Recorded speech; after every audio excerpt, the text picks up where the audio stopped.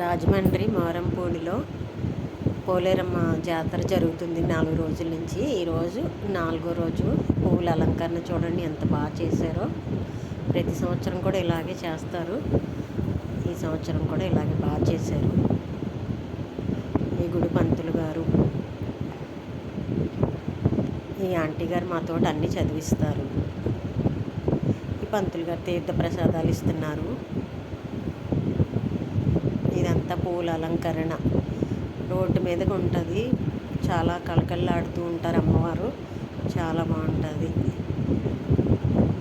ఇక వస్తున్నారు వీళ్ళందరూ పారాయణ చేయడానికి రెడీగా ఉన్నాం మేమందరం. ఇవి గ్రామ సంచారం చేస్తాయి కదా గరగలు, అవి.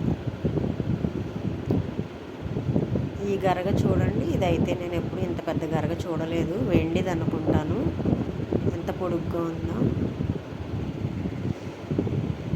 బాగుంది కదా.